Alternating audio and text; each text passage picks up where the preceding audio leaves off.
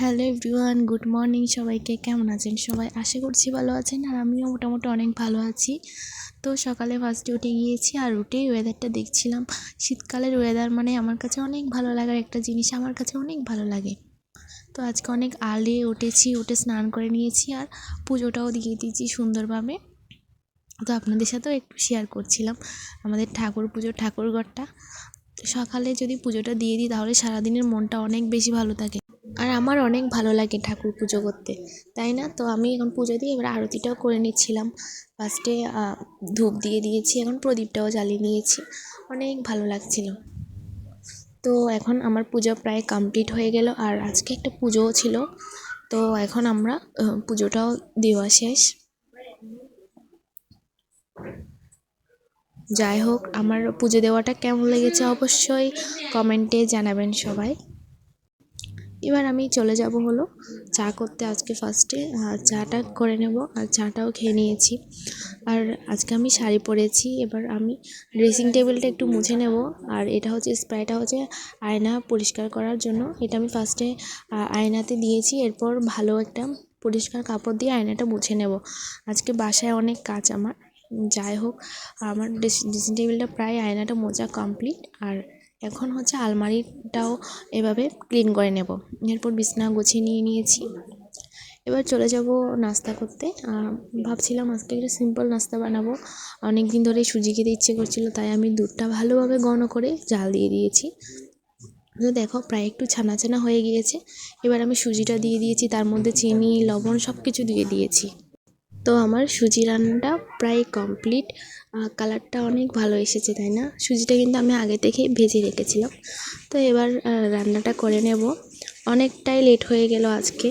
বললাম না বাসায় অনেক কাজ ছিল, তো আজকে রান্না করব ছোট চিংড়ি দিয়ে, মূলা দিয়ে, বেগুন দিয়ে, তারপর হলো শিম ছিল, টমেটো, কাঁচামরিচ সব কিছু দিয়ে রান্না করে নেব।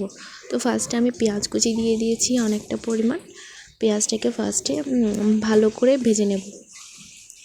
আর পেঁয়াজটা ভালো করে ভেজে নিলে খুব সুন্দর একটা ঘ্রাণ আসে। আর যতক্ষণ না ব্রাউন কালার হবে না ততক্ষণ আমি পেঁয়াজটাকে ভাজতে থাকবো। তোমরা কে কে পেঁয়াজ ভালো করে তরকারি রান্না করতে পছন্দ করো? তো আমার পেঁয়াজটা প্রায় ভাজা শেষ। এবার আমি সবজিগুলো ওখানে দিয়ে দেব, দিয়ে খুব ভালোভাবে নেড়ে ছেড়ে নেব, ভালোভাবে বেছে নেব। এখানে দেখো মূলাগুলো খুব কুচি কুচিভাবেই কেটে দিয়েছি। আর শীতকালে এই সবজিগুলো খেতে অনেক ভালো লাগে, তাই না? তোমাদের কার কার পছন্দ বলো তো এই ছোট ছোট চিংড়ি মাছ দিয়ে এই সবজিগুলো রান্না করে খেতে? আমার তো ভীষণ ভালো লাগে। তার সাথে অনেকটা পরিমাণ টমেটোও কিন্তু আমি দিয়েছি। এবার আমি এখানে পরিমাণ মতো হলুদ আর লবণ দিয়ে দেব। হলুদ আর লবণ দিয়ে ভালোভাবে নেড়ে ছেড়ে আর একটু ভেজে নেব। এরপর আমি ছোটো চিংড়ি মাছগুলো আর মরিচের গুঁড়োও দিয়ে দেবো, আর জিরা বাটাও দিয়েছি, আদা বাটাও দিয়ে দিয়েছি। সব কিছু দিয়ে এখন ভালোভাবে কষিয়ে নেব। আর মাছের তরকারি বা সবজি সব কিছু কিন্তু কষানো থেকে কিন্তু টেস্টটা আসে, তাই না বলো তো? আমি ভালোভাবে এটা কষিয়ে নিচ্ছি। আর রান্না করব হলো আজকে পালং শাক। তার জন্য আমি পেঁয়াজ, মরিচ আর আলু কিছুটা পরিমাণ নিয়ে ভেজে নিয়েছি, এর মধ্যে পালং শাকও দিয়ে দিয়েছি। এখন আমি তেতো করা রসুন কুচি ভালোভাবে দিয়ে নেড়ে চড়ে একটু ভালোভাবে লালচে লালচে করে ভেজে নেব। রসুন কুচিটা লাল করে ভালোভাবে ভাজলে কিন্তু খুব সুন্দর একটা ঘ্রাণ আসে, তাই আমি রসুন দিয়ে কিন্তু পরেই তেলে দিই শাকটা, যাতে ঘ্রাণটা একটু ভালোভাবে আসে। তো আমার কড়া করে কিন্তু রসুনগুলো ভাজা শেষ। এবার আমি এর মধ্যে পালং শাকটা দিয়ে দেবো। তো আমার আজকের ব্লগটা একটু সবাই ভালো থাকবেন, দেখা হবে নেক্সট ব্লগে।